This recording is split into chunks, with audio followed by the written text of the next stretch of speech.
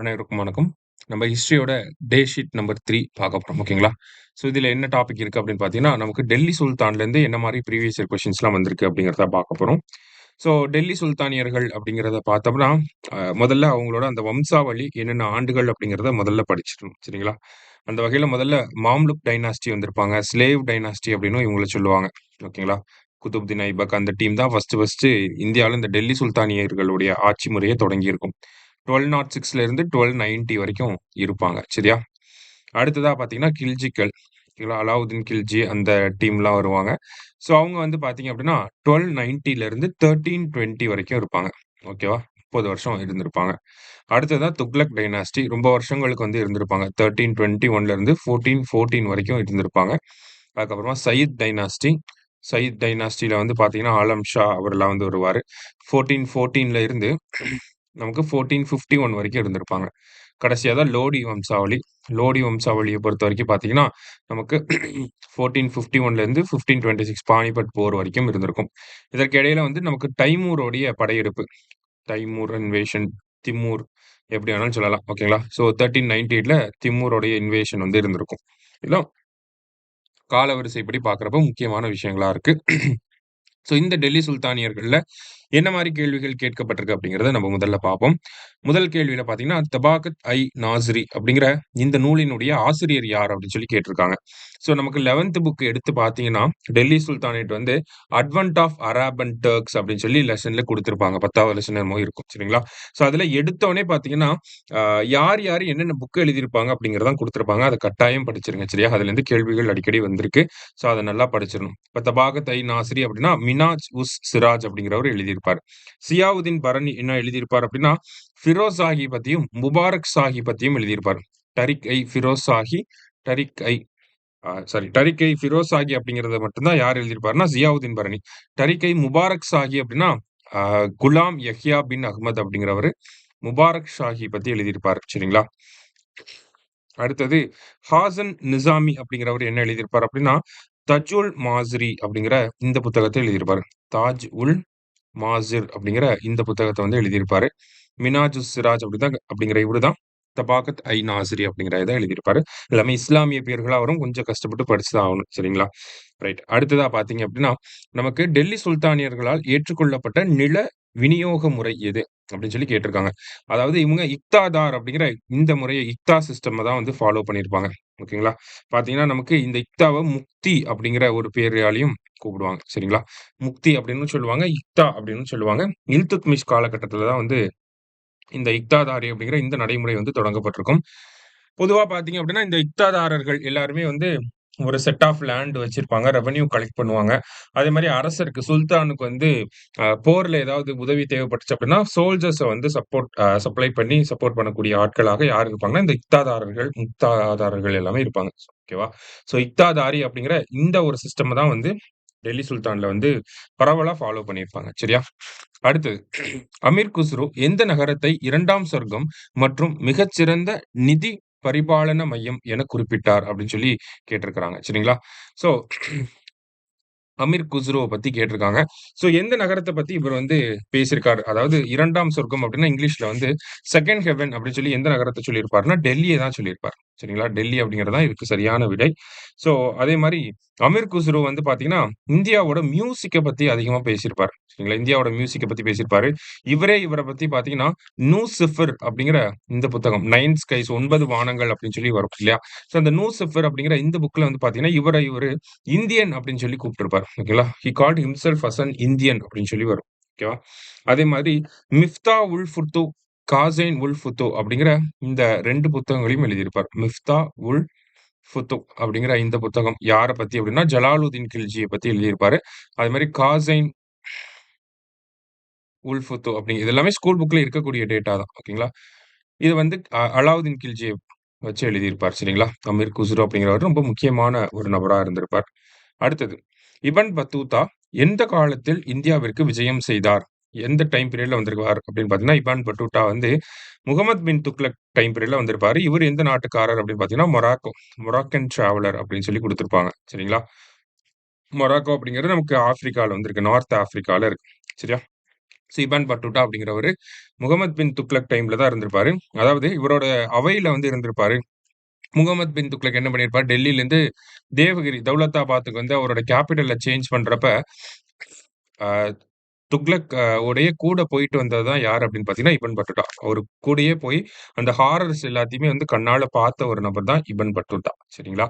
அடுத்தது, டெல்லியில் முதல் ஆப்கன் ஆட்சியை நிறுவியவர் யார் அப்படின்னு பார்த்தீங்கன்னா, லோடி வம்சாவளி தான் முதன் முதல்ல ஆப்கானிய முஸ்லிம்களுடைய ஆட்சியை வந்து நிறுவியிருப்பாங்க. ஸோ பஹ்லூல் லோடி. ஓகேங்களா? ஸோ பஹ்லூல் லோடிக்கு அப்புறம் தான் சிக்கந்தர் லோடி வருவாரு. சிக்கந்தர் லோடி ஒரு முக்கியமான ஆள். என்னன்னா, நமக்கு முதன் முதல்ல இந்த டெல்லி சுல்தானேட்ல வந்து பார்த்தீங்கன்னா, குத்துப்தீன் ஐபக் வந்து லாகூர்லேருந்து டெல்லிக்கு கேப்பிட்டலா மாத்திருப்பாரு. ஓகேங்களா? லாகூர்லேருந்து டெல்லிக்கு வந்து கேப்பிட்டலா மாத்திருப்பாரு. அதுக்கப்புறமா சிக்கந்தர் லோடி தான் என்ன பண்ணியிருப்பாரு அப்டின்னா, டெல்லியிலிருந்து ஆக்ராவுக்கு கேப்பிட்டலா மாத்துனது யாருன்னா இவரு தான். டெல்லி டூ ஆக்ரா. சிக்கந்தர் லோடி. அதுக்கப்புறமா தான் இப்ராஹிம் லோடி. அப்புறம் பானிபட் போர். அதுக்கப்புறமா முகலாயர் ஆட்சி அப்படியே அந்த ஒரு வரலாறு அப்படிங்கிறது போகும். சரிங்களா? அடுத்தது, சையத் பேரரசின் முபாரக் ஷா திறமையான அரசர். எதனால அப்படி சொல்றாங்க அப்படின்னா, வெளிநாட்டு அதிகாரத்திலிருந்து டெல்லி சுல்தானியத்தை விடுதலை செய்தவர், உயர்குடியில் பிறந்தவர்கள் மற்றும் ஜாகீர்தார்கள் ஏற்படுத்திய கிளர்ச்சியை அடக்கியவர் அப்படின்னு சொல்லி குடுத்திருக்காங்க. இதுல சரியான விடைகள் என்ன அப்படிங்கிறது தான் கேள்வி. ஓகேங்களா? ஸோ யார பத்தி கேட்டிருக்காங்க அப்படின்னா, முபாரக் ஷாவ பத்தி கேட்டிருக்காங்க. ஸோ முபாரக் ஷாவ பொறுத்தவரைக்கும் 2மே நமக்கு சரியான விடைகள் தான். ஓகேங்களா? அதே மாரி யஹ்யா பின் அஹ்மத் அப்படிங்கிறவரு முபாரக் ஷாவை பத்தி எழுதியிருப்பாரு. அதுல தான் இந்த மாதிரியான தகவல்கள் எல்லாமே சொல்லப்பட்டிருக்கு. சரியா? ஸோ முபாரக் ஷா பத்தி வந்த 2மே நமக்கு கரெக்ட் ஸ்டேட்மெண்ட் தான். அடுத்தது, கிதாப் ஐ நௌராஸ் அப்படிங்கிறது யாருடைய போயம் அப்படின்னு சொல்லி கேட்டிருக்காங்க. அடில் ஷா பிஜப்பூர் சுல்தானா இருந்த இப்ராஹிம் அடில் ஷா 2ஆம் இப்ராஹிம் அடில் ஷா அவர்களுடைய அந்த ஒரு போயம்ஸ் தான் நம்ப கிதாப் ஐ நௌராஸ் அப்படின்னு சொல்லி சொல்றோம். இது எல்லாமே பார்த்தீங்கன்னா, அ டாக்னி லிட்டரேச்சர்ல வரும். ஓகேங்களா? தாக்னி உருது மொழியில எழுதியிருப்பார். ஓகேங்களா? தாக்னி இலக்கியம், தாக்னி லிட்டரேச்சர் அப்படின்லாம் சொல்லி வரும். ஓகேங்களா? அப்ப தாக்னி லிட்டரேச்சர், தாக்னி இலக்கியம் அப்படின்னா என்னன்னா, இந்த டெக்கன் பகுதியில ஓகேங்களா? டெக்கன் பகுதியில பேசக்கூடிய உருது மொழி இருக்கு இல்லையா? அத தான் வந்து டாக்னி உருது அப்படின்னு சொல்றாங்க. அங்க இருக்கக்கூடிய லிட்டரேச்சர்ஸ் எல்லாமே பார்த்தீங்கன்னா, டாக்னி லிட்டரேச்சர் அப்படின்னு சொல்லி சொல்லுவாங்க. அந்த டெக்கன் ரீஜியன்ல இருக்கக்கூடிய லிட்டரேச்சர். அவங்க எல்லாமே பார்த்தீங்கன்னா, இந்த ஆ பாமினி சுல்தானேட் அந்த இதோட ரிலேட் ஆகி வரும். சரியா? ரைட். அடுத்தது, நம்ம இப்ப தான் பார்த்தோம். Sikandar Lodi was responsible for the foundation of the Agra city in 1504 AD. ஓகேங்களா? ஆக்ராவுக்கு கேப்பிட்டல மாத்தியிருப்பார். சரியா? அடுத்ததா பார்த்தீங்கன்னா, அலாவுதீன் கில்ஜியுடைய பிராந்திய வெற்றிகள காலவரிசைப்படி எழுதச் சொல்லியிருக்கிறாங்க. ஈஸியா ஞாபகம் வச்சுக்கலாம். ஓகேங்களா? ஒரு ஒரு 1 வருஷம் விட்டு 1 வருஷம் வரும். சரிங்களா? ஸோ ரத்தம்பூர் அப்படிங்கிறது 1301, மால்வா அப்படிங்கிறது சித்தூர் அப்படிங்கிறது 1303, மால்வா அப்படிங்கிறது தான் 1305, குஜராத் அப்படிங்கிறது 1299 டூ 1300. சரிங்களா? ஸோ ரத்தம்பூர் அப்படின்னா 1301, சித்தூர் வந்து 1303, மால்வா அப்படிங்கிறது 1305, குஜராத் வந்து பார்த்தீங்கன்னா 1299 டூ 1300 அப்படின்னு சொல்லி வரும். ஓகேவா? ஸோ இப்ப கரெக்ட்டான ஆர்டர் என்ன வரும்? 4, 1, 3, 2 அப்படிங்கிறது தான் நமக்கு கரெக்ட்டான குரோனாலஜிக்கல் ஆர்டரா இருக்கு. சரியா? அதே மாரி இவர பொறுத்தவரைக்கும் பார்த்தீங்கன்னா, தேவகிரிய வந்து 3 டைம் படையெடுத்திருப்பாரு. ஓகேங்களா? தேவகிரி அப்படிங்கிற பகுதிய 3 டைம் படையெடுத்திருப்பார். எப்பலாம் அப்படின்னு பார்த்தீங்கன்னா, 1296ல 1, 1307ல 1, 1314 அப்படிங்கிறதும் 1. சரிங்களா? இப்ப 1296, 1307, 1314 இது எல்லாமே வந்து தேவகிரிய படையெடுத்த ஆண்டுகள். அடுத்தது, கீழ்வருவனவற்றுள் அரசரின் தெய்வீக உரிமை கோட்பாட்டை முன்வைத்த முதல் அரசர் யார்? அப்படின்னு சொல்லி கேட்டிருக்காங்க. Who among the following was first ruler to propound the divine right theory of kingship அப்படின்னு சொல்லி கேட்டிருக்காங்க. ஸோ இந்த தெய்வீக உரிமை கோட்பாடு அப்படிங்கிறது பார்த்தீங்கன்னா, நமக்கு பால்பனுடைய தொடர்புபடுத்தி தான் வரும். ஓகேங்களா? பால்பன்னா 1265ல இருந்து 1287 வரைக்கும் இருந்திருப்பாரு. பால்பன பத்தி 2, 3 விஷயங்கள நம்ம தெரிஞ்சுக்கலாம் அப்படின்னா, இந்த இல்துத்மிஷ் வந்து அ டர்க்கிஷ் நோபல்ஸ வச்சு காப்ஸ் ஆஃப் 40 பேர் கொண்ட குழு அப்படிங்கிறத ஒண்ணு உருவாக்கியிருப்பார். ஓகேங்களா? இந்த காப்ஸ் ஆஃப் 40க்கு சாலிசா அப்படின்னு சொல்லி ஒரு பேர் இருக்கு. சாகல்கானி அப்படின்னு சொல்லி சொல்லுவாங்க. ஓகேவா? ஸோ இந்த ஒரு குரூப்ப வந்து உருவாக்குனது யாருன்னா இல்துத்மிஷ். அத அபாலிஷ் பண்ணது யாரு அப்படின்னு பார்த்தீங்கன்னா, நம்மளுடைய அ பால்பன் தான். அதே மாரி பரீத்ஸ் அப்படின்னு சொல்லி ஒரு குரூப் ஆஃப் ஸ்பைஸ வந்து போட்டிருப்பார். ஓகேங்களா? ஸ்பைஸ்னா ஒற்றர்கள். ஓகேங்களா? டிபார்ட்மெண்ட் ஆஃப் ஸ்பை அப்படிங்கிறத உருவாக்குனது யார் அப்படின்னா, அது பால்பன் தான். சரிங்களா? இந்த மாரியான விஷயங்கள்லாம் வந்துச்சுன்னா, கண்ண மூடிட்டு பால்பன் அப்படின்னு சொல்லி போட்டுறலாம். சரிங்களா? ரைட். அடுத்ததா வந்து பார்த்தீங்கன்னா, தைமூர் படையெடுப்பின் போது டில்லி சுல்தானாக இருந்தவர் யார்? அப்படின்னு சொல்லி கேட்டிருக்காங்க. ஓகேங்களா? சோ டெல்லி சுல்தானேட் அப்ப துக்ளக் வம்சம் தான் ஆட்சி பண்ணிட்டு இருந்தாங்க. அப்ப யார் இருந்தார் அப்படின்னு பார்த்தீங்கன்னா, நசுருதீன் முகமது ஷா துக்ளக் அப்படிங்கிற இவரு தான் இருந்திருப்பார். சரிங்களா? நசுருதீன் முகமது ஷா துக்ளக். ஓகேவா? சோ இவரு தான் வந்து துக்ளக் வம்சத்தோட கடைசி மன்னராக அறியப்படுகிறார். ஏன்னா, இந்த தைமூரோட இன்வேஷன் முடிஞ்சதுக்கு அப்புறமா கிசர் கான் அப்படிங்கிறவங்கள அப்பாயிண்ட் பண்ணிட்டு போயிருப்பாங்க. இந்த கிசர் கான் குரூப் தான் வந்து கடைசியா என்ன பண்ணியிருப்பாங்கன்னா, சையத் டைனாஸ்டிய வந்து ஆரம்பிச்சிருப்பாங்க. அதே மாரி இந்த தைமூர் இன்வேஷன்ல முக்கியமான விஷயம் என்னன்னா, ஆ 1398ல இந்த படையெடுப்பு நடந்திருக்கும். படையெடுப்புக்கு அப்புறமா என்ன பண்ணியிருப்பார் அப்படின்னா, நெறைய வெல்த்த எடுத்துட்டு போறது மட்டும் இல்லாம, இங்க இருக்கக்கூடிய ஆர்டிசன்ஸ் நெறைய பேர் வேலைகள் செய்யக்கூடிய நெறைய பேர வந்து அவருடைய ஊருக்கு கூட்டிட்டு போயிருப்பார். அவரோட சொந்த கேப்பிட்டலான சாமர்கண்ட் அப்படிங்கிற அந்த பகுதிய வந்து டெவலப் பண்றதுக்காக இங்கிருந்து நெறைய பேர வந்து கூட்டிட்டு போயிருப்பார். சரிங்களா? ஸோ டைமூர் இன்வேஷனோட முக்கியமான பாயிண்ட்ஸ் இது எல்லாமே. அடுத்தது. Some rulers may have one or two children. For me, I have thousands of my children. They are none other than my Turkic slaves அப்படின்னு சொல்லி குடுத்திருக்காங்க. They are the rulers of my conquered provinces. They will certainly reverberate my name during Kutbas அப்படின்னு சொல்லி இந்த ஸ்டேட்மெண்ட்ட யார் சொன்னது அப்படின்னு சொல்லி கேட்டிருக்காங்க. ஸோ தன்னுடைய ஒற்றர்கள் ஐ மீன் தன்னுடைய அடிமைகள் ஸ்லேவ்ஸ்லாம் வந்து அவருடைய கான்கர்ட் ப்ரொவின்சஸ் அப்படின்னா அவர் ஆட்சி பண்ணக்கூடிய அவர் கட்டுப்பாட்டுல இருக்கக்கூடிய மொத்த பகுதிகளையும் அவரோட ஸ்லேவ்ஸ்லாம் வந்து ஆட்சி புரிவாங்க அப்படின்னு சொல்லி என்னுடைய வாரிசுகள் அப்படின்னு சொல்லி சொன்னது யார் அப்படின்னு பார்த்தீங்கன்னா, ஷியாபுத்தீன் முகமது அப்படிங்கிற இவரு தான் வந்து சொல்லியிருக்கிறார். சரியா? அடுத்தது. காலிப்பாக்களிடமிருந்து தன்னைத்தானே விடுவித்துக் கொண்ட டெல்லி அரசர் யார்? காலிஃபாஸ்லேருந்து எ அ அ ஒரு காலிஃபாஸோட கட்டுப்பாட்டுல இருந்து வெளிய வந்தது யாரு அப்படின்னு பார்த்தீங்கன்னா, இல்துத்மிஷ் தான் அவரு.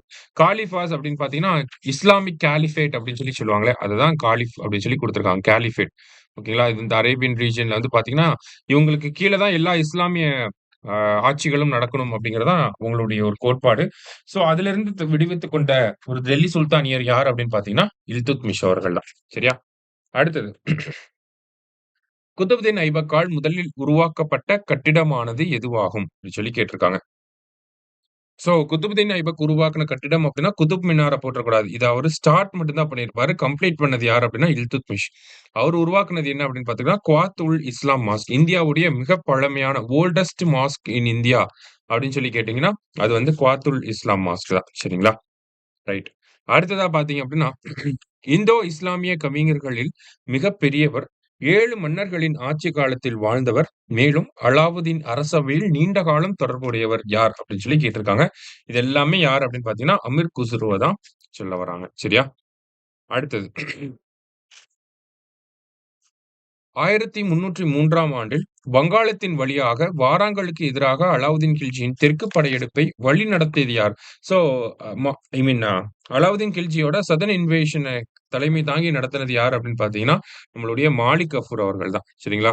எங்கெல்லாம் போயிருப்பாங்க அப்படின்னு பார்த்தீங்கன்னா, தேவகிரி, தேவகிரி அப்புறமா வாராங்கல், அடுத்ததா Hoysala வம்சத்த தோற்கடிச்சிருப்பாங்க.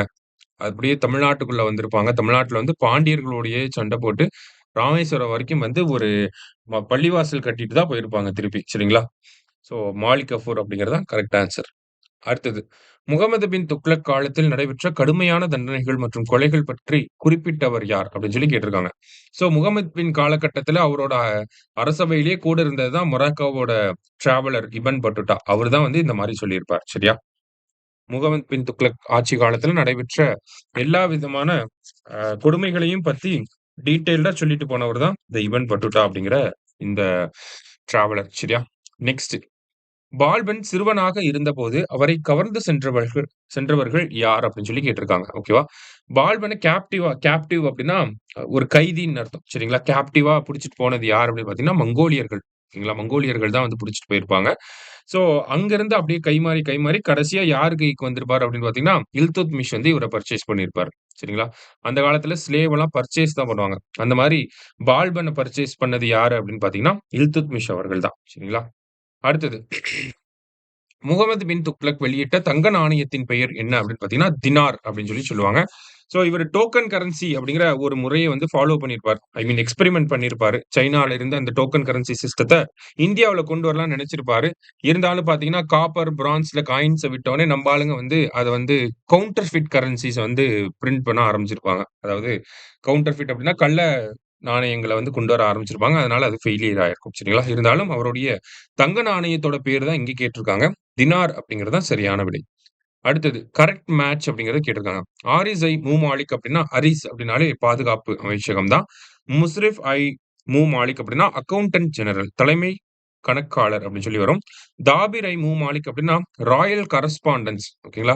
Royal correspondence in the sense நமக்கு வந்து பார்த்தீங்கன்னா, இந்த எழுத்துப்பூர்வமா நெறைய கடிதங்கள் பரிமாற்றங்கள்லாம் இருந்திருக்கும் இல்லையா? ஒவ்வொரு அமைச்சகத்துக்குள்ளேயும். மத்த கவர்னரோட ஐ மீன் மத்த ப்ராவின்ஸஸோட கவர்னர் கிட்ட எல்லாம் இந்த எழுத்துப்பூர்வமான ஒரு கடித பரிமாற்றம் அப்படிங்கிறது இருந்திருக்கும். அத மேனேஜ் பண்ணக்கூடிய ஆள் தான் யாரு? தாபிர் ஐ மூ மாலிக் அப்படின்னு சொல்லுவாங்க. அடுத்தது முஸ்தஃபி ஐ மூ மாலிக் அப்படிங்கிறது தலைமை தணிக்கையாளர், ஆடிட்டர் ஜெனரல் அப்படிங்கிறது கரெக்ட் தான். இப்ப இங்க என்ன கேட்டிருக்காங்க அப்படின்னா, சரியாக பொருந்தியவற்றை தேர்ந்தெடுக்கவும் அப்படின்னு சொல்லி கேட்டிருக்காங்க. 1, 2, 4 அப்படிங்கிறது தான் நமக்கு கரெக்ட்டா இருக்கு. சரியா? அடுத்தது குவாசி ஐ மூ மாலிக் அப்படிங்கிற அந்த ஒரு பதவி எதுக்காக இருந்துச்சு அப்படின்னு பார்த்தீங்கன்னா, குவாசி அப்படிங்கிற இல்லாட்டி காசி அப்படின்னு சொல்லி வந்துச்சு அப்படின்னா, நமக்கு ஜஸ்டிஸ் தலைமை நீதிபதி. காசி அப்படின்னாலே டெல்லி சுல்தானிய வம்சத்துல நீதி வழங்குறவங்கள தான் காசி அப்படின்னு சொல்லி சொல்லுவாங்க. ஸோ தலைமை நீதிபதி அப்படிங்கிறது தான் சரியான விடை. சரிங்களா? அடுத்தது Zafar Khan, the right wing commander of Alauddin was killed by Mongols. Ulugh Khan, the left wing commander deserted him அப்படின்னு சொல்லி குடுத்திருக்காங்க. அதாவது மங்கோலிய படையெடுப்புகள அலாவுதீன் கில்ஜி வந்து வீழ்த்துறதுக்கான முக்கியமான நபர்கள், முக்கியமான காரணம் யாரு அப்படின்னு பார்த்தீங்கன்னா, ஜாஃபர் கானும், உலுக் கானும் தான். ஓகேங்களா? ஒருத்தர் வந்து ரைட் விங், ஒருத்தர் வந்து லெஃப்ட் விங் கமாண்டரா வந்து இருந்திருப்பாரு. அதுல ஜாஃபர் கான் வந்து ரைட் விங் கமாண்டரா இருந்திருப்பாரு. ஸோ ஜாஃபர் கான் வந்து மங்கோலியர்கள ஒரு சில இடங்கள்ல தோற்கடிச்சாலும், மங்கோலியர்கள் இவர இடைமறிச்சு கொன்றுப்பாங்க. சரியா? இப்ப அசர்ஷன் அப்படிங்கிறது கரெக்ட் தான். எதனால அவர் கொல்லப்பட்டார் அப்படின்னு பார்த்தீங்கன்னா, உலுக் கான் சப்போர்ட் வர வேண்டிய இடத்துல வராம போயிருக்கும். சரியான நேரத்துல வராம போயிருக்கும். அதனால வந்து அவர கொன்னிருப்பாங்க. So both are correct and R explains here அப்படிங்கிறது தான் நமக்கு கரெக்ட் ஆன்சர். சரியா? அடுத்தது Khwaja Jahan was the wazir of the following sultan. அதாவது குவாஜா ஜஹான் அப்படிங்கிறவர் யாரோடைய வசீரா இருந்திருப்பார் அப்படின்னு பார்த்தீங்கன்னா, முகமது பின் துக்ளக்கோட வசீரா இருந்திருப்பாங்க. சரிங்களா? வசீர் அப்படின்னா ரெவென்யூ மேட்டர்ஸ்ல எக்ஸ்பெர்ட்டா இருக்கவங்க. ஓகேவா? ரெவென்யூ எக்ஸ்பெர்ட்ஸ தான் வந்து நமக்கு வாசிர் அப்படின்னு சொல்லி சொல்லுவாங்க. இதே ஃபிரோஸ் துக்ளக் பார்த்தீங்கன்னா, கான்-இ-ஜஹான் அப்படிங்கிற ஒருத்தர் வருவார். சரிங்களா? பின்னாடி பார்ப்போம் நம்ப. அடுத்தது டெல்லி சுல்தானியர்கள் காலத்தில் கராஜ் என்பது எதன் மீது விதிக்கப்பட்ட வரி அப்படின்னு சொல்லி கேட்டிருக்காங்க. கராஜ் அப்படிங்கிறது பார்த்தீங்கன்னா, ஹிந்துக்கள் வந்து அக்ரிகல்ச்சுரல் லேண்ட் வச்சிருக்காங்க. விவசாய நிலங்கள ஹிந்துக்கள் வச்சிருக்காங்க அப்படின்னா, அது மேல கராஜ் அப்படிங்கிற ஒரு வரிய போட்டிருப்பாங்க. ஓகேவா? ஸோ அக்ரிகல்ச்சுரல் லேண்ட் அப்படிங்கிறது தான் கரெக்ட். இது சக்கத் அப்படின்னு சொல்லி ஒரு விஷயம் இருக்கு. இந்த சக்கத் அப்படிங்கிறது பார்த்தீங்கன்னா, நம்மளுடைய சொத்து வரின்னு கூட எடுத்துக்கலாம். ப்ராப்பர்ட்டி டாக்ஸ் மாரி போட்டிருப்பாங்க. ஓகேவா? அது இல்லாம நமக்கு ஜிஸ்யா வரி அப்படிங்கிறது இருக்கு. இந்த ஜிஸ்யா அப்படிங்கிறது பார்த்தீங்கன்னா, ஹிந்துக்கள் மேல பொதுவா போடப்பட்ட ஒரு வரி தான் ஜிஸ்யா. ஜக்கத் அப்படிங்கிறது பார்த்தீங்கன்னா, ப்ராப்பர்ட்டி டாக்ஸ். கராஜ் அப்படின்னு பார்த்தீங்கன்னா, நமக்கு விவசாய நிலங்கள் ஹிந்துக்கள் வச்சிருக்கக்கூடிய விவசாய நிலங்கள் மீது போடப்பட்ட வரிய தான் ஜக்கத் அப்படின்னு சொல்லி சொல்றாங்க. அடுத்தது, "the custom of female infanticide was very much prevalent among the" அப்படின்னு சொல்லி கேட்டிருக்காங்க. பெண் சிசுக்கொலை வழக்கம் யார் மத்தியில் அதிகமாக இருந்தது அப்படின்னு சொல்லி பார்த்தோம்னா, ஸோ இந்த ஃபீமேல் இன்ஃபான்டிசைட் அப்படிங்கிறது, இந்த பெண் சிசுக்கொலை அப்படிங்கிறது ராஜபுத்திரர்கள் மத்தியில அதிகமா பரவலா காணப்பட்டுச்சு. சரிங்களா? அடுத்ததா பார்த்தீங்கன்னா, மேட்ச் குடுத்திருக்காங்க. ஸோ புலந்த் தர்வாசா, ஃபத்தேப்பூர் சிக்ரி இது எல்லாமே அக்பர். அலாய் தர்வாசா அப்டின்னா, நமக்கு குதுப் மினாரோடைய அந்த என்ட்ரன்ஸ் தான் அலாய் தர்வாசா அப்டின்னு சொல்லி சொல்லுவோம். யார் வருவாங்க அப்டின்னா, அலாவுதீன் கில்ஜி தான் அத பில்ட் பண்ணியிருப்பாரு. ஆ மோட்டி மஸ்ஜித் இன் டெல்லி அது யாருன்னா அவுரங்கசீப். இதே மோட்டி மஸ்ஜித் இன் ஆக்ரா அப்டின்னு குடுத்தா தான் நமக்கு என்ன வரும்? ஷாஜகான் அவர்கள் வருவார். சரியா? ஸோ 2143 அப்டிங்கிறது தான் நமக்கு சரியான விடை. சரியா? நெக்ஸ்ட் மாலிக் ஃபக்ருதீன் ஜூனா என்பது எந்த சுல்தானின் இயற்பெயர் அப்படின்னு சொல்லி கேட்டிருக்காங்க. ஸோ முகமது பின் துக்ளக் அவர்களுடைய இயற்பெயர் தான் இந்த ஜுனா அப்படின்னு சொல்லி வரக்கூடிய பெயர். சரியா? அடுத்தது சுல்தானிய ஆட்சி காலத்தில் சில்வர் டங்கா மற்றும் காப்பர் ஜிட்டால் ஆகிய 2 நாணயங்களையும் அறிமுகப்படுத்திய சுல்தானின் பெயரை குறிப்பிடுக அப்படின்னு சொல்லி கேட்டிருக்காங்க. ஸோ அத யார் அறிமுகப்படுத்தியிருப்பாங்கன்னா, இல்துத்மிஷ் தான் அறிமுகப்படுத்தியிருப்பார். அதே மாரி முன்னாடி பார்த்த மாரி நமக்கு அந்த டர்க்கிஷ் நோபல் இருக்கக்கூடிய சாகல் கனி அப்படிங்கிற முறைய அறிமுகப்படுத்தியதும் இவர்தான். இக்தாதாரி அப்படிங்கிற அந்த முறைய அறிமுகப்படுத்துனதும் நம்மளுடைய இல்துத்மிஷ் தான். சரிங்களா? அடுத்தது சிக்கந்தர் ஐ சானி அப்படின்னு சொல்லி குடுத்திருக்காங்க. ஓகேவா? சிக்கந்தர் ஐ சானி அப்படின்னா, அலெக்சாண்டர் த செகண்ட் அப்படிங்கிற அந்த டைட்டில். ஓகேங்களா? அலெக்சாண்டர் த செகண்ட் அப்படின்னு சொல்லி சொல்லுவாங்க. ஸோ இந்த டைட்டில வந்து யார் வச்சுக்கிட்டா அப்படின்னு சொல்லி கேள்வி கேட்டிருக்காங்க. ஓகேங்களா? இந்த பட்டத்தை கொண்ட டெல்லி சுல்தானின் பெயர் யார் அப்படின்னு பார்த்தீங்கன்னா, அலாவுதீன் கில்ஜி தான் சிக்கந்தர் ஐ சானி அப்படின்னு சொல்லி இந்த பட்டத்த வந்து வச்சிருந்திருப்பாரு. அதே மாரி அலாவுதீன் கில்ஜியோட இயற்பெயர் கேட்கலாம். என்னன்னா, அலி குர்ஷப் அப்படிங்கிறது தான் இவரோட இயற்பெயர். ஓகேவா? அலி குர்ஷப் அப்படிங்கிறது இவரோட இயற்பெயர். இவருடைய பட்டம் என்ன அப்படின்னா, அ சிக்கந்தர் ஐ சானி அப்படிங்கிறது. சரியா? அடுத்தது. Name the Iltutmish vizier who rebelled against Razia அப்படின்னு சொல்லி கேட்டிருக்காங்க. ராசியா சுல்தானாவிற்கு எதிராக புரட்சி செய்த இல்துத்மிஷின் பிரதம அமைச்சராக இருந்தவர் யார் அப்படின்னு சொல்லி கேட்டிருக்காங்க. ஓகேங்களா? யார் அப்படின்னு பார்த்தீங்கன்னா, நிஜாமுல் ஜுனைதி அப்படிங்கிற இவரு தான் வந்து அந்த மாதிரி பண்ணியிருப்பார். சரிங்களா? ஒரு ராசியா சுல்தானா அப்படிங்கிறவங்க நமக்கு இல்துத்மிஷ்க்கு அப்புறமா கொஞ்ச நாள் ரூல்ல இருந்திருப்பாங்க. ஒரு 3 இயர்ஸ் அரவுண்ட் வந்து இருந்திருப்பாங்க. இருந்தாலும் இவங்க வந்து டர்க்கிஷ் நோபல்ஸ்லாம் சொல்றத கேட்காமயே நடந்துகிட்டு இருந்தனால, டர்க்கிஷ் நோபல்ஸே வந்து இவங்களுக்கு எதிரா ஒரு திட்டம் தீட்டி இவங்கள கொன்றுப்பாங்க. அ எக்ஸாம்பிள்க்கு வந்து பார்த்தீங்கன்னா, 2 பேர் இவங்களோட தொடர்புபடுத்திரும். ஒண்ணு வந்து பார்த்தீங்கன்னா, ஜலாலுதீன் யாக்குத் அப்படின்னு சொல்லுவாங்க.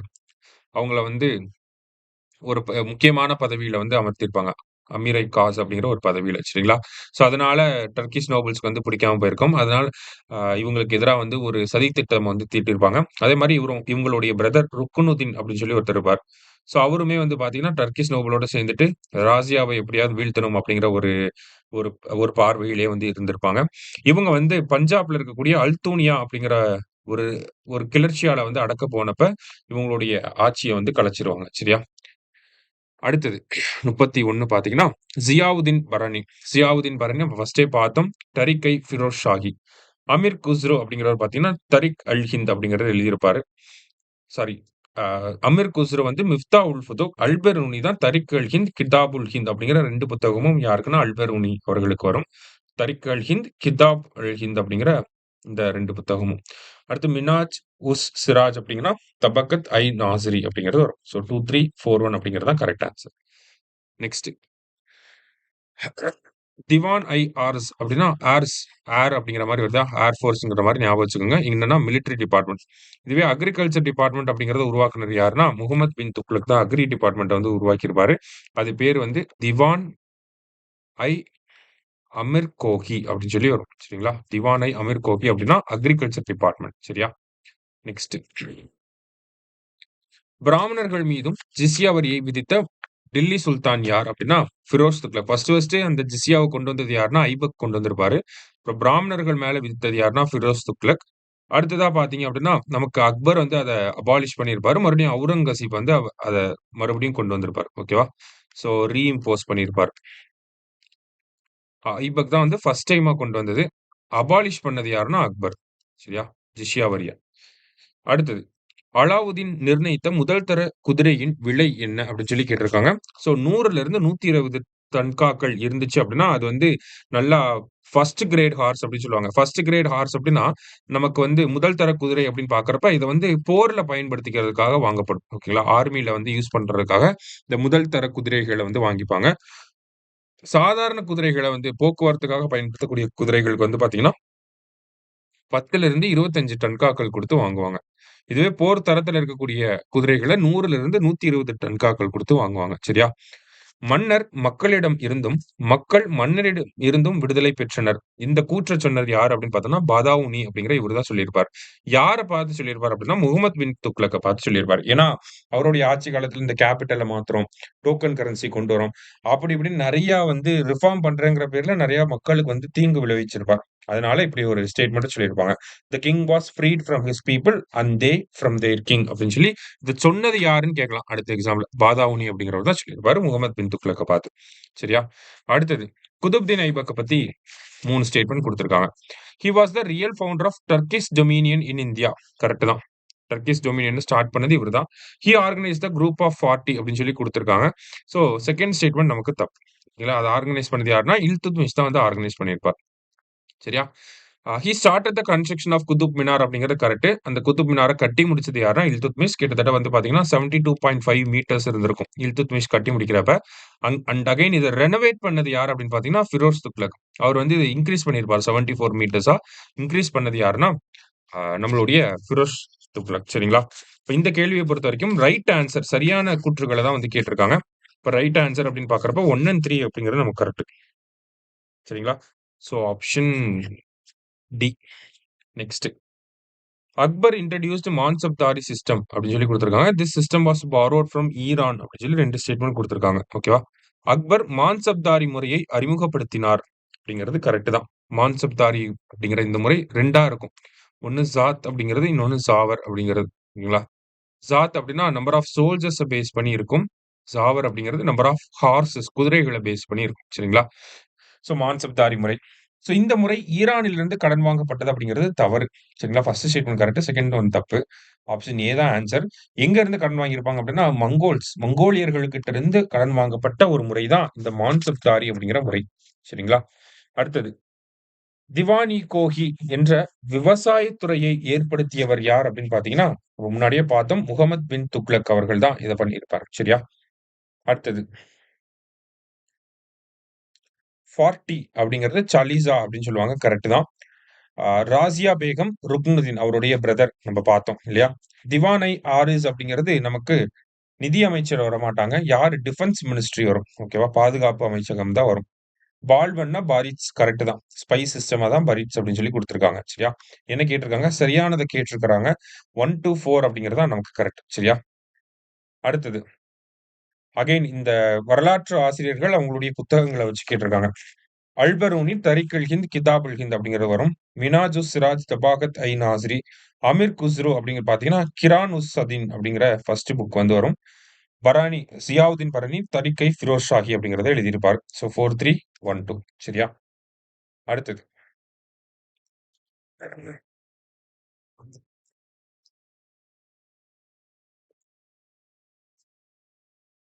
எந்த சுல்தானியர் ஆட்சியில் மிக அதிகமான நிலப்பரப்பு அரசாட்சியின் எல்லையாக இருந்தது அப்படின்னு சொல்லி கேட்டிருக்காங்க. சோ நமக்கு நீட்டா ஸ்கூல் புக் எடுத்து படிச்சிருந்தீங்கன்னா பார்த்திருப்பீங்க. முகமது பின் துக்ளக் ஆட்சி காலத்துல தான் கிட்டத்தட்ட ஹோல் ஆஃப் த இந்தியாவையும் கவர் பண்ணியிருப்பாங்க. அப் டூ நம்மளுடைய சவுத் இந்தியா வரைக்குமே வந்திருப்பாங்க. சரியா? டெக்கன் ரீஜியன் வரைக்குமே வந்திருப்பாங்க. சோ முகமது பின் துக்ளக் அப்படிங்கிறது தான் சரியான விடை. அடுத்தது 42 பாருங்க. கரெக்ட் ஸ்டேட்மெண்ட்ஸ் வந்து கேட்டிருக்காங்க. அமீர் குஸ்ரு, அபுல் ஃபாசில், சியாவுதீன் பரணி வேர் ஃபேமஸ் பெர்ஷியன் ஹிஸ்டாரியன்ஸ் இன் மிடிவியல் பீரியட் அப்படின்னு சொல்லி குடுத்துருக்காங்க. ஃபர்ஸ்ட் ஒன் கரெக்ட் தான். ஏன் அப்படின்னு பார்த்தீங்கன்னா, அமீர் குஸ்ரு வந்து துக்ளக் நாமா எழுதியிருப்பாரு. அபுல் ஃபாசில் அக்பர் நாமா எழுதியிருப்பாரு. சியாவுதீன் பரணி தரிக்-இ ஃபிரோஸாகி அப்படிங்கிறத எழுதியிருப்பாரு. சரிங்களா? சோ 2 ஸ்டேட்மெண்ட்டுமே கரெக்ட் தான். போத் ஆர் கரெக்ட் அப்படிங்கிறது கரெக்ட் ஆன்சர். சரியா? நெக்ஸ்ட் இல்துத்மிஷ் வந்து குடுத்திருக்காங்க. இவர் குதுப்தீன் ஐபக்கின் அடிமையாக இருந்தார். கரெக்ட் தான். ஜில்-இ-இலாஹி அப்படிங்கிறத எஸ்டாப்ளிஷ் பண்ணாரா அப்படின்னு கேட்டா தப்பு. ஓகேங்களா? ஜில்-இ-இலாஹி அப்படிங்கிறத இவரு எஸ்டாப்ளிஷ் பண்ணியிருக்க மாட்டாரு. He built the main portions of Qutub Minar. Qutub மினாரின் முக்கிய பகுதிகளை கட்டினார் அப்படிங்கிறது கரெக்ட். இப்ப என்ன கேட்டிருக்காங்க? சரியான கூற்றுகள கேட்டிருக்காங்க. 1 அண்ட் 3 அப்படிங்கிறது கரெக்ட். இந்த ஜில்-இ-இலாஹி அப்படிங்கிறது என்னன்னா, தி டிவைன் ரைட் தியரி அப்படின்னு சொல்லி நம்ம ஒண்ணு பார்த்தோம் இல்லையா? அரசருடைய தெய்வீக கோட்பாடு அப்படின்னு சொல்லி. அததான் வந்து டிவைன் ரைட் தியரிய தான் என்னன்னு சொல்றாங்க? ஜீல்-இ-இலாஹி அப்படின்னு சொல்றாங்க. இத கொண்டு வந்தது யாருன்னா, பால்பன் தான் கொண்டு வந்திருப்பாரு. சரியா? அதே மாரி தீன்-இ-இலாஹி அப்படின்னு சொல்லி ஒண்ணு இருக்கு. தீன்-இ-இலாஹி அப்படிங்கிறது பார்த்தீங்கன்னா, நமக்கு அக்பரோட தொடர்புபடுத்தி வரும். சரிங்களா? அக்பரோட அந்த ரிலிஜியஸ் விஷயங்கள வந்து தீன்-இ-இலாஹி அப்படின்னு சொல்லி சொல்லுவாங்க. ஓகேவா? அடுத்தது. Iltutmish administered by a governing class of nobility known as. So noble நிர்வாக குழுவோட பேர் என்ன? நோபல்ஸோட பேர் என்ன அப்படின்னா, சாகல்கானி. துர்க்கன்-இ-சாகல்கானி அப்படின்னு சொல்லி சொல்லுவாங்க. ஓகேவா? அடுத்தது. அமீர் ஹாசன் தெஹ்லுக் எந்த அரசின் அவையில் சூஃபி கவிஞராக இருந்தார்? அப்படின்னு சொல்லி கேட்டிருக்காங்க.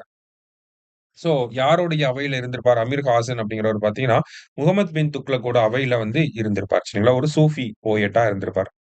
அடுத்தது கிரோனாலஜிக்கல் ஆர்டர்ல கேட்டிருக்காங்க. ரிவோல்ட் ஆஃப் பிரின்ஸ் குஸ்ரு அப்படிங்கிறது அக்பருக்கு அப்புறம் வரும். 1606 பேட்டில் ஆஃப் சௌசா அப்படிங்கிறது பானிபட் போருக்கு அப்புறம் நடந்த போர். So 1527 sorry battle of Chausa and Kannauj 2மே பார்த்தீங்கன்னா, ஹுமாயூன் டைம் பீரியட்ல வரும். அப்ப 1539 அப்படிங்கிறது வரும். சரிங்களா? பேட்டில் ஆஃப் கன்வா அப்படிங்கிறது தான் நமக்கு பானிபட் போருக்கு அப்புறம் நடந்திருக்கும். ஸோ 1527. அடுத்தது பூபானிக் பிளேக் அப்படிங்கிறது நமக்கு 1800ஸ்ல வந்து வந்திருக்கும். சரியா? அப்ப இங்க என்ன கேட்டிருக்காங்கன்னா, குரோனாலஜிக்கல் ஆர்டர் கேட்டிருக்காங்க. ஸோ 4213 அப்படிங்கிறது தான் கரெக்ட். சரியா? நெக்ஸ்ட். நெக்ஸ்ட் ஒரு பேசேஜ் வந்து குடுத்திருக்காங்க. அமீர் குஸ்ரோ அவருடைய மகளுக்கு சொன்ன அறிவுரைய பத்தி குடுத்திருக்காங்க. ஸோ இத படிச்சு பார்த்தாலே நமக்கு தெரியும். பேசிக்கான ஒரு பேராகிராஃப் தான். என்ன ஆன்ஸர் வரும் அப்டின்னா, "பெண்களின் கற்புக்கு கவிஞர் பாதுகாவலராக இருக்கிறார்" அப்டின்னு சொல்லி சொல்லி குடுத்திருக்காங்க. சரியா? நெக்ஸ்ட் 48. தப்தி ஆற்றின் மேல் அமைந்துள்ள முகமது பின் துக்ளக்கின் மாகாணம் என்ன? அப்டின்னு சொல்லி கேட்டிருக்காங்க. ஸோ தப்தி நதிக்கரையில இருக்கிறது என்ன அப்டின்னு பார்த்தீங்கன்னா, காந்தேஷ் மகாராஷ்டிரா தற்போதைய மகாராஷ்டிரால இருக்கு இந்த காந்தேஷ் அப்டிங்கிற பகுதி. சரியா? அடுத்தது அலாவுதீன் கில்ஜியின் அசல் பெயர் என்ன? உண்மையான பெயர் என்ன அப்படின்னு பார்த்தீங்கன்னா, அலி குர்ஷப் அப்படிங்கிற இந்த பேரு தான். அ இவரு தான் அவருடைய பட்டம் தான் நம்ம என்னன்னு பார்த்தோம். சிக்கந்தர் ஐ சானி அப்படின்னு சொல்லி பார்த்தோம் இல்லையா? சிக்கந்தர் ஐ சானி அப்படின்னாலுமே நமக்கு யார் தான் வருவாருன்னா, இவரு தான் வருவார். அலாவுதீன் கில்ஜி. அடுத்தது சுல்தான் ஃபிரோஸ் ஷா துக்ளக் ஜிஸ்யா வரியை விதிக்கவில்லை அப்படின்னு சொல்லி குடுத்திருக்காங்க. ஸோ நம்ம பார்த்தோம். ஜிஸ்யா வரிய பிராமின்கள் மேல போட்டது யாருன்னா, ஃபிரோஸ் துக்ளக் தான். அடுத்தது அவரது புகழ்பெற்ற அமைச்சர் கானி ஜஹான் மக்புல் மதம் மதம் மாறிய ஒரு இந்து ஆவார் அப்படின்னு சொல்லி குடுக்குறாங்க. கானே ஜஹான் மக்பூல் அப்படிங்கிறவரு மதம் மாறிய ஹிந்துவா அப்படின்னு கேட்டா கரெக்ட் தான். எ பிராமின் கன்வெர்ட் டூ இஸ்லாம் அப்படின்னு சொல்லி குடுத்திருப்பாங்க ஸ்கூல் புக்ல. ஓகேங்களா? இவர வந்து வாராங்கல் அப்படிங்கிற பகுதியில வந்து கேப்சர் பண்ணிட்டு, அதுக்கப்புறமா டெல்லி கூட்டிட்டு வந்திருப்பாங்க. அப்படியே அவரு சப்சிக்வென்ட்லி அவர் வந்து முஸ்லீமா மாறியிருப்பார். சரிங்களா? இவருக்கு இன்னொரு நேம் என்ன அப்படின்னு பார்த்தீங்கன்னா, கன்னு அப்படின்னு சொல்லி சொல்லுவாங்க. ஒரு பிராமினா இருந்தப்ப இவரோட பேர் வந்து கன்னு. சரியா? இப்ப ஸ்டேட்மெண்ட்ஸ்ல வந்து பார்த்தீங்கன்னா, ஃபர்ஸ்ட் ஸ்டேட்மெண்ட் தப்பு. செகண்ட் ஸ்டேட்மெண்ட் வந்து கரெக்ட். ஸோ ஏ தவறு. ஆனால் ஆர் சரி அப்படிங்கிறது தான் சரியான விடை. Next one. தரையன் போர் பத்தி குடுத்திருக்காங்க. கிபி 1191 முதல் தரையன் போரில் அஜ்மீர் அரசர் பிருத்திவிராஜ் சௌகான் ஜெயிச்சிருப்பாரு. 1191 ஃபர்ஸ்ட் தரையன் போர்ல பிருத்திவிராஜ் சௌகான் தான் வந்து ஜெயிச்சிருப்பாரு. யார் ஜெயிச்சிருப்பாரு அப்டின்னா, ஆ முகமது கோரியை தோற்கடித்தார் அப்டிங்கிறது தான் கரெக்ட். ஓகேங்களா? முகமது கோரிய தோற்கடிச்சிருப்பாரு. அடுத்ததா செகண்ட் பேட்டில் ஆஃப் தரையன் 1192ல வந்திருக்கும். அப்பதான் முகமது கோரி வந்து பிருத்திவிராஜ் சௌகான தோற்கடிச்சிருப்பாரு. சரியா? ஃபர்ஸ்ட் பிருத்திவிராஜ் சௌகான் ஜெயிச்சிருப்பாரு. அடுத்தது கோரி வந்து ஜெயிச்சிருப்பாரு. நெக்ஸ்ட். டெல்லி சுல்தானியத்தின் கடைசி அரச மரபு என்ன அப்படின்னு பார்த்தீங்கன்னா, லோடி. லோடியோட இப்ராஹிம் லோடி தான் யார் கூட போய் சண்டை போட்டிருப்பாருன்னா, பாபர் கிட்ட போய் சண்டை போட்டு எல்லாத்தையும் இழந்திருப்பாங்க. சரியா? அடுத்தது, எந்த கொள்கை டெல்லி சுல்தானியரின் மைய அதிகாரத்தை வலுவிழக்க வைத்தது? அப்படின்னு சொல்லி கேட்டிருக்காங்க. ஸோ இந்த ஜாகீர் அப்படிங்கிற இந்த லேண்ட் ரெவென்யூ சிஸ்டம் தான். ஓகேங்களா? ஸோ காலப்போக்குல என்ன ஆகும் அப்படின்னா, அந்த ஜாகீர்தார்கள் எல்லாருமே வந்து அவங்களே இண்டிபெண்டன்ட்டா அத்தாரிட்டிய வந்து ஃபிக்ஸ் பண்ண ஆரம்பிச்சிருப்பாங்க. அதனால மத்திய அளவுல இருக்கக்கூடிய டெல்லி சுல்தான்களுடைய அ வீக் ரூலர்ஸா இருந்தாங்க அப்படின்னா, அவங்க பேச்ச கேட்காம இருந்திருப்பாங்க. அதனால தான் இந்த மத்திய அரசாங்கம் வந்து அப்படியே வந்து வலுவிழந்து போயிருக்கும். சரியா? அடுத்தது. ஹூ ரோட் தரிக் ஐ சேர்ஷா அப்படின்னு சொல்லி கேட்டிருக்காங்க. ஸோ இத எழுதினது யார் அப்படின்னு பார்த்தீங்கன்னா, சர்வானி அப்படிங்கிற இவரு தான். அப்பாஸ் கான் சர்வானி அப்படிங்கிற இவர் எழுதியிருப்பார். அடுத்தது டெல்லி சுல்தானிய மன்னர்களில் காஷ்மீரின் அக்பர் என்று அழைக்கப்பட்டவரின் பெயரை குறிப்பிடுக அப்படின்னு சொல்லி கேட்டிருக்காங்க. ஸோ அக்பர் ஆஃப் காஷ்மீர் அப்படின்னு சொல்லி யார சொல்லியிருப்பாங்க அப்படின்னா, செயின்உத் அபிதீன் அப்படிங்கிற இவரு தான். ஓகேங்களா? இவரு வந்து என்ன பண்ணியிருப்பாரு அப்படின்னா, சமஸ்கிருத மொழிக்கு வந்து ஒரு சப்போர்ட் வந்து பேட்ரனேஜ் வந்து பண்ணியிருப்பாரு. அதே மாரி பார்த்தீங்கன்னா, ஜிஸ்யா வரிய வந்து அபாலிஷ் பண்ணியிருப்பார். இந்துக்கள் மேல இருந்த ஜிஸ்யா வரிய அபாலிஷ் பண்ணியிருப்பாரு. அதனால தான் இவர அக்பர் ஆஃப் காஷ்மீர் அப்படின்னு சொல்லி சொல்றாங்க. ஓகேவா? ஸோ அபிதீன் அப்படிங்கிற இவரு தான் வரணும். சரியா? நெக்ஸ்ட். ராங் மேட்சஸ் வந்து கேட்டிருக்காங்க. குதுப்தீன் ஐபக் லக்பாக் ஷா அப்படின்னு சொல்லுவாங்க. கரெக்ட் தான். இல்துத்மிஷ்க்கும், மாலிக் கஃபருக்கும் சம்மந்தம் கிடையாது. அலாவுதீன் கில்ஜியும், மாலிக் கஃபர் தான் ஒரு பேரா வருவாங்க. முகமது பின் துக்ளக் அடையாள நாணயங்கள், அதாவது டோக்கன் கரன்சி அதான் இப்படி குடுத்திருக்காங்க. அடுத்தது ஃபிரோஸ் துக்ளக் நாற்பதின்மர் குழு அப்படின்னு சொல்லி குடுத்திருக்காங்க. இதுவுமே தப்பு தான். நாற்பதின்மர் குழு அப்படிங்கிறது இல்துத்மிஷ் காலகட்டத்தில வந்தது. சரியா? இப்ப என்ன கேட்டிருக்காங்க? தவறாக பொருந்தியதை கேட்டிருக்காங்க. 2 அண்ட் 4 தான் நமக்கு தப்பா இருக்கு. அடுத்தது கரெக்ட் பேர்ஸ வந்து கேட்டிருக்காங்க. ஸோ ஹொய்சலாஸ் ஆஃப் தேவகிரி அப்படிங்கிறது தப்பு. யாதவாஸ் ஆஃப் தாரசமுத்ரா தப்பு. Kakatiyas of Warangal correct. Pandyas of Madurai அப்படின்னு சொல்லி வரணும். சரிங்களா? அதே மாரி யாதவாஸ் ஆஃப் தேவகிரி. சரியா? யாதவர்கள் வந்து தேவகிரி பகுதி. ஹொய்சலாஸ் ஆஃப் துவாரசமுத்ரா. ஹொய்சாலா, வீரபலாலா 3 இவங்கலாம் வருவாங்க இல்லையா? ஸோ ஹொய்சாலாக்கள் தான் வந்து துவாரசமுத்ரா. யாதவாக்கள் வந்து தேவகிரி, காகடியர்கள் வந்து வாராங்கல். பிரதாபருத்ர தேவா அப்படிங்கிற ஒருத்தர் வருவாரு. அலாவுதீன் கில்ஜி டைம் பீரியட்ல. ஓகேவா? சோ, இப்ப பார்த்தீங்கன்னா 1, 2, 4 3மே தப்பு தான். என்ன கேட்டிருக்காங்க? கரெக்ட் பேர் கேட்டிருக்காங்க. 3 ஒன்லி கரெக்ட். சரியா? அடுத்ததா வந்து பார்த்தீங்கன்னா 1299இல் அலாவுதீன் கில்ஜி மால்வாவையும், குஜராத்தையும் கைப்பற்ற தனது 2 தளபதிகளின் கீழ் ஒரு பெரிய படையை அனுப்ப முடிவு செய்தார். கரெக்ட் தான். 1299ல குஜராத் எக்ஸ்பெடிஷன் அப்படிங்கிறது வந்திருக்கும். சரிங்களா? அடுத்தது. இந்த படையெடுப்புக்கு அவரிடம் வலுவான காரணங்கள் இருந்தன. இந்த பகுதிகள் வளமானவையாகவும், மக்கள் தொகை கொண்டவையாகவும் இருந்ததோடு, மேற்கு கடல் துறைமுகங்களை கட்டுப்பாட்டில் வைத்து, கங்கை சமவெளிகளோடு வர்த்தகம் செய்வதற்கான இணைப்பு வழிகளாகவும் இருந்தன அப்படின்னு சொல்லி குடுத்திருக்காங்க. சோ எதனால படையெடுப்பு செஞ்சார் அப்படிங்கிற காரணத்த குடுத்துருக்காங்க. அப்சல்யூட்லி கரெக்ட் தான் 2மே. சரியா? So both are correct and R explains A அப்படிங்கிறது தான் நமக்கு கரெக்ட் ஆன்சர். சரியா? அடுத்தது. Alauddin sent Zafar Khan and Ulugh Khan against Mongols. Correct தான். நம்ம முன்னாடியே பார்த்தோம். ஜாஃபர் கான் வந்து ஒரு ரைட் விங் கமாண்டராவும், உலுக் கான் லெஃப்ட் விங் கமாண்டராவும் இருந்தாரு அப்படின்னு சொல்லி. ரீசன் என்ன குடுத்திருக்காங்கன்னா, மங்கோலியர்கள் தோற்கடிக்கப்பட்டனர் மற்றும் ஜாஃபர் கான் மங்கோலியர்களின் ஆட்சியாளராக நியமிக்கப்பட்டார் அப்படிங்கிறது நமக்கு வந்து ஏறக்குறைய இது தப்பான ஸ்டேட்மெண்ட் தான். ரூலர் ஆஃப் மங்கோல்ஸா நம்ம யாரையுமே அப்பாயிண்ட் பண்ணது கிடையாது. சரிங்களா? சோ இருந்தாலும் டிஎன்பிஎஸ்சி ஆன்சர் படி பார்க்கிறப்ப 2ண்ட் ஆப்ஷன் குடுத்திருந்தாங்க. ஓகேவா? கரெக்ட் ஆன்சர் என்ன அப்படின்னு பார்த்தீங்கன்னா, மோர் ஆர் லெஸ் ஆர் அப்படிங்கிற ரீசன் அப்படிங்கிறது இந்த இடத்துல தப்பா தான் இருக்கும். ஓகேவா? அடுத்தது. Alam Shah was the last sultan of Sayyid dynasty. What was the original name of Alam Shah அப்படின்னு சொல்லி கேட்டிருக்காங்க. சோ ஆலம் ஷா தான் வந்து பார்த்தீங்கன்னா, டெல்லி சுல்தானேட்லயே கொஞ்ச வருஷத்திலேயே வந்து அவருடைய அந்த சுல்தானிய பதவிய, அந்த ஒரு த்ரோன வந்து விட்டுட்டு 30 வருஷம் தனிமையில போய் வாழ்ந்திருப்பாரு. ஓகேங்களா? ஆலம் ஷா அவர்கள் தனியா டெல்லிய விட்டுட்டு தனியா போய் ஒரு இடத்துல வந்து வாழ்ந்திருப்பாரு. ஸ்கூல் புக்ல டூ யூ நோல குடுத்திருப்பாங்க. சரியா? சோ இந்த ஆலம் ஷாவோட ஒரிஜினல் நேம் என்ன அப்படின்னு பார்த்தீங்கன்னா, அலாவுதீன் ஷா அப்படிங்கிறது தான் இவருடைய ஒரிஜினல் பெயராக இருந்திருக்கு. சரியா? Next. Which dynasty is known as the Mamluk dynasty அப்படின்னு சொல்லி கேட்டிருக்காங்க. சோ மாம்லுக் டைனாஸ்டி அடிமை வம்சம்னு நம்ப சொல்லுவோம் இல்லையா? So option C A option. Next. Khilji வம்ச ஆட்சியில் வணிகர்கள் தாங்கள் விற்பனை செய்யும் பொருட்களை எந்த இடத்திற்கு கொண்டு வர வேண்டும் அப்படின்னு சொல்லி கேட்டிருக்காங்க. சோ அவங்க ஒரு மார்க்கெட் வச்சிருப்பாங்க. அந்த மார்க்கெட் பேர் என்ன அப்படின்னு பார்த்தீங்கன்னா, சராய் இ அதல் அப்படின்னு சொல்லி சொல்லுவாங்க. சோ இந்த மார்க்கெட்ல வந்து பார்த்தீங்கன்னா, பிரைஸ் ரெகுலேஷன் அப்படிங்கிறது இருந்திருக்கும். யாருமே ஏமாத்தி விக்க முடியாது. ஒற்றர்கள நியமனம் பண்ணி யாராவது ஏமாத்துறாங்களா அப்படிங்கிறத கில்ஜி வம்சத்துல இருந்து பார்த்திருப்பாங்க.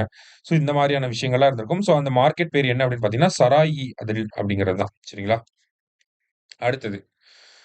Firoz Tughlaq was pious and merciful ruler. ஓகேங்களா? ஒரு இரக்கமுள்ள ஆட்சியாளர் அப்படின்னு சொல்லி குடுத்திருக்காங்க. கரெக்ட் தான். அதே மாரி he has resolved never to make war upon the men of Muhammadan faith by avoiding an expectation to Daulatabad அப்படின்னு சொல்லி குடுத்திருக்காங்க. அதாவது முஸ்லிம்களுக்கு மேல படையெடுக்கக் கூடாது. பொதுவாவே படையே எடுக்கக்கூடாது. நோ பாலிசி ஆஃப் வார்ஸ் அப்படிங்கிறது யாருக்கு தான் வரும் அப்படின்னு பார்த்தீங்கன்னா, நமக்கு ஃபிரோஸ் துக்ளக் தான் வரும். சரிங்களா? காரணமும் கரெக்ட் தான். Both are correct and R explains A அப்படிங்கிறது தான் நமக்கு கரெக்ட் ஆன்சர். சரிங்களா? அடுத்தது.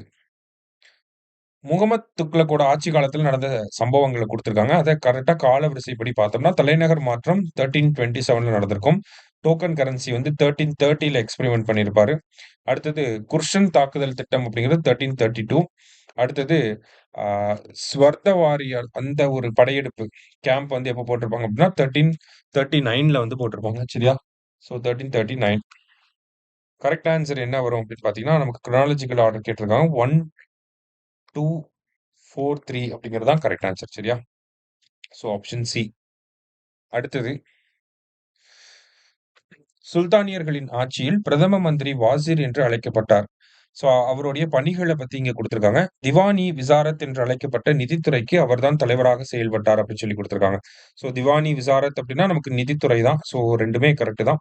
ஃபர்ஸ்ட் ஸ்டேட்மெண்ட் நமக்கு கரெக்ட்டா தான் இருக்கு. அடுத்தது துறையில் உள்ள வரவு செலவு கணக்குகளை மேற்பார்வையிடும் இடத்தில் இருந்தார் அப்படின்னு சொல்லி குடுத்திருக்காங்க.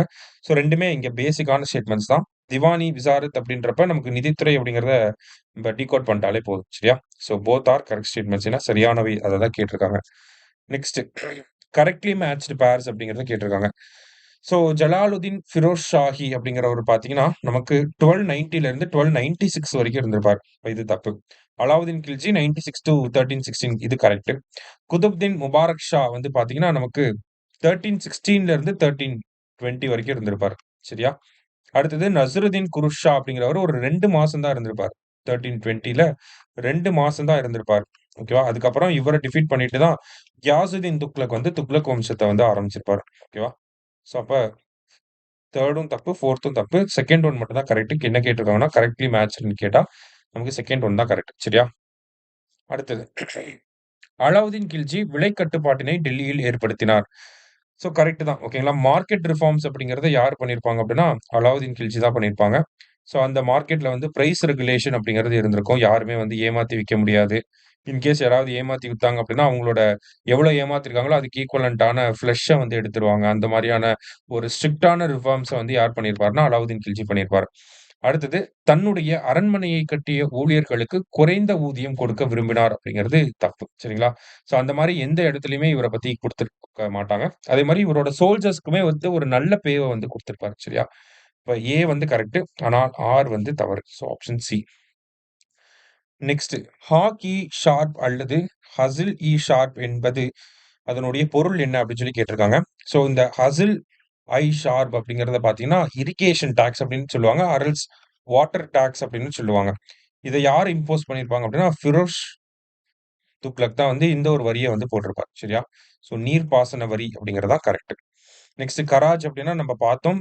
அ ஹிந்துக்களுடைய விவசாய நிலங்கள் மீது போடப்பட்ட ஒரு வரி தான் வந்து கராஜ் அப்படின்னு சொல்லி ஓகேங்களா? ஸோ லேண்ட் டாக்ஸ் அப்படின்னா நமக்கு கராஜ் அப்படின்னு சொல்லுவாங்க. இதுவே ஜக்கத் அப்படின்னா ப்ராப்பர்ட்டி டாக்ஸ் ஓகேவா? ஜக்கத் அப்படின்னா ப்ராப்பர்ட்டி டாக்ஸ். ஜிஸ்யா அப்படிங்கிறது பொதுவா இந்துக்கள் மேல போடப்பட்ட ஒரு வரி. அடுத்ததா பார்த்தீங்கன்னா, நமக்கு கான்டெம்பரரிஸ் ஆஃப் அலாவுதீன் கில்ஜி. அதாவது அலாவுதீன் காலத்தோட கில்ஜியுடைய சமகாலத்தவர்கள வந்து கேட்டிருக்கிறாங்க. ஸோ இதுல எல்லாமே கரெக்ட் தான். இருந்தாலும் 1, 2 விஷயங்கள மட்டும் மாத்தியிருக்காங்க. ராமச்சந்திர தேவா அப்படிங்கிறவங்க தேவகிரியை சார்ந்தவங்களா இருப்பாங்க. பிரதாபருத்ர தேவா தான் வாரங்கல் வருவாங்க. ஸோ இவங்க 2 பேருமே அலாவுதீன் கில்ஜியோட கான்டெம்பரரியா இருந்தாலும், அவங்க 2 பேரோட ஊர வந்து மாத்தி குடுத்துருக்காங்க. சரியா? ஸோ அப்படிங்கிறப்ப இந்த 2ம் தப்பு. மீதி எல்லாமே கரெக்ட். இப்ப என்ன கேட்டிருக்காங்க? தவறான பொருத்தங்களை கேட்டிருக்காங்க. தவறான பொருத்தங்கள் அப்படின்னா 1 அண்ட் 2 அப்படிங்கிறது தான் ராங்கா இருக்கு. சரியா? அடுத்ததா பார்த்தீங்கன்னா, இந்தியாவில் முதலில் இஸ்லாமியர் அல்லாதவர்கள் மீது ஜிஸ்யா வரியை விதித்தவர் யார்? அப்படின்னு சொல்லி கேட்டிருக்காங்க. ஸோ ஃபர்ஸ்ட் இம்போஸ் பண்ணது ஐபக் அண்ட் தென் ஃபிரோஸ் ஷா வந்து பார்த்தீங்கன்னா, அது பிராமணர்கள் மேலயும் இம்போஸ் பண்ணியிருப்பார். அக்பர் வந்து அத அபாலிஷ் பண்ணியிருப்பாங்க முகலாயர்கள் டைம் பீரியட்ல. அதே மாரி அவுரங்கசீப் வந்து ரீஇம்போஸ் பண்ணியிருப்பார். மறுபடியும் கொண்டு வந்தது யாருன்னா, அவுரங்கசீப். சரியா? So 71க்கு option C. 72 பாருங்க. Who was the first Muslim invader of India? First invader யார் அப்டின்னா, முகமது பின் காசிம். 17 வயசுல இந்தியாவ படையெடுத்து இந்த அஜ்மீர் பகுதிகள் அந்த ரீஜனுக்கு வந்து சண்ட போட்டு போயிருப்பாங்க. சரியா? ஃபர்ஸ்ட் முஸ்லிம் இன்வேடர்னா முகமது பின் காசிம். அப்புறம் தான் கஸ்னி, அப்புறம் தான் கோரி, அதுக்கப்புறமா தான் டெல்லி சுல்தானேட், அப்புறம் தான் முகல்ஸ். சரியா? கடைசியா, how was sultans of Delhi were called? Delhi சுல்தானியர்கள் எவ்வாறு அழைக்கப்பட்டனர் அப்படின்னு சொல்லி கேட்டிருக்காங்க. அஸ்வபதி அப்படிங்கிற குதிரைகளின் தலைவர்களாக அறியப்பட்டாங்க. சரியா? ஸோ இந்த ஒரு வீடியோல வந்து பார்த்தீங்கன்னா, நம்ம டெல்லி சுல்தானேட்டோட எல்லா கொஸ்டின்ஸையும் வந்து பார்த்திருக்கோம். நன்றி. சுரேஷ் IAS அகாடமி வெற்றியின் முகவரி.